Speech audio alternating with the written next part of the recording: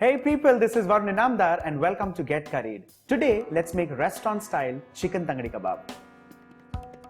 The first thing that's required, of course, is chicken tangdi or chicken drumsticks. I've taken 6 of these, given it few gashes so that the marination kind of seeps in. We'll marinate it twice. The first marination has salt, along with ginger garlic paste, which is 1 tablespoon, along with juice of half a lemon. You need to mix this well. This needs to be kept aside for 15 minutes. And while that's happening, let's make the second marination. The first thing to begin with is half a cup of hung yogurt. To this, I'm adding in 1/4 cup of cream. This is regular dairy cream. Well, the next ingredient is corn flour, and this is to make the marination nice, crisp and coating around the chicken. This is around a tablespoonful of corn flour. Well, you can also substitute this with gram flour or besan. Just make sure you lightly toast it. A chopped green chili. I'm breaking in an egg. This is also to make sure that the marination kind of nicely coats the chicken. To this, for some flavor and creaminess, I'm grating 2 cubes of cheese. Now this would be somewhere around 30 to 40 grams of processed cheese. This kebab technically in restaurants is called a tangdi kebab or a kalmi kebab. Well, you can make this in 3 ways. This is one of the ways, which is the malai kebab marination. You can also make it green in color, which could be the haryali tikka or the haryali kebab, or the red marination or the orange marination, which is again technically called the tandoor marination. To this, we add in some salt. Remember that we've already added salt while marinating it the first time, some pepper. Finally, before giving this a nice mix, I'm going to add in 2 to 3 tablespoons of fresh coriander leaves and mix this nicely and evenly. This generally does not have garam masala.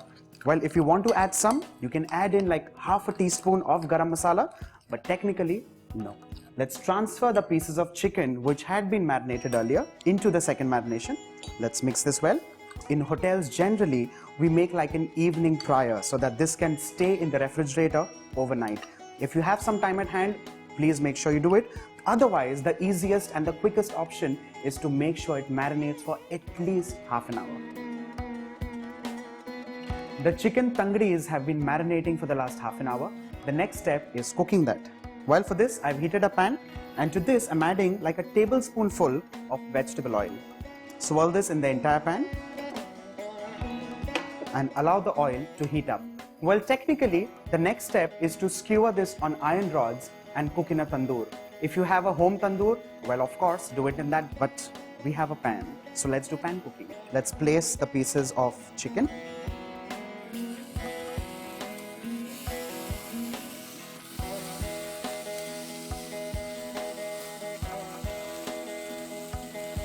After a minute of cooking on the first side, let's give this a flip.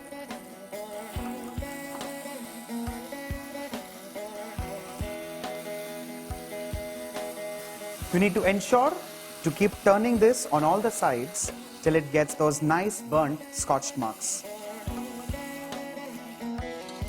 Well, if you wish to, and if the drippings are too much from the chicken, you can just scrape them off so that the chicken gets evenly cooked. And intermittently, it's also important to baste the tangdi kebab so that the chicken remains nice and moist. Well, for this, I'm using some butter. You can also do this with oil.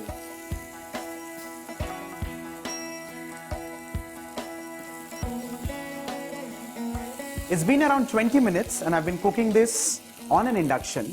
Well, on an open flame, it takes again the same amount of time, and in an open tandoor or a closed tandoor with charcoal, in a good tandoor, it would take around 10 to 15 minutes.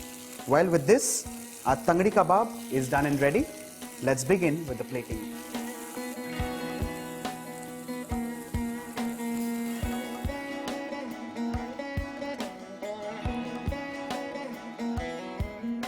Finally, we need to garnish this with some wedges of lemon along with fresh coriander.